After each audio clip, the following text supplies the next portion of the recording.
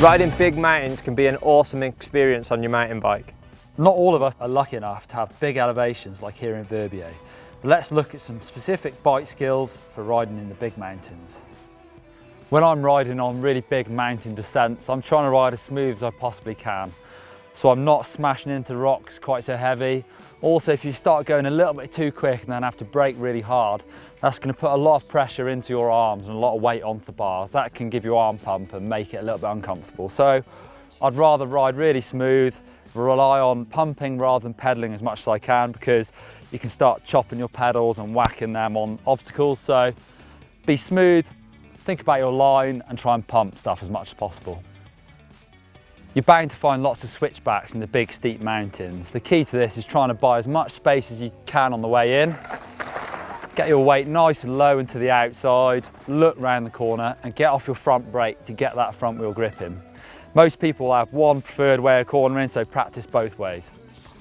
There are more advanced techniques for getting around switchbacks good, and we've made a video on that already, so the link to that will be in the description below this video. Check it out. So when doing climbs on big mountain rides, you want to try and pace yourself, perhaps go for a lower gear with higher cadence. That'll put the fatigue more on your lungs and maybe save your legs for the descent. Sat down pedaling is better for keeping grip on the back wheel.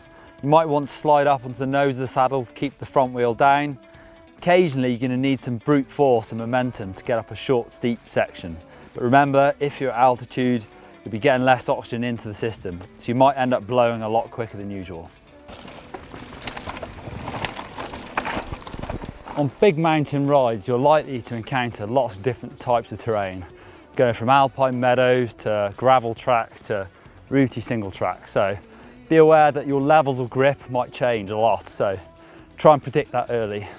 Also, bear in mind that your bike isn't going to work everywhere perfectly. It's always a bit of a compromised bike setup. So that's it for our big mountain skills. If you found it useful, give us a big thumbs up down below, that'd be great.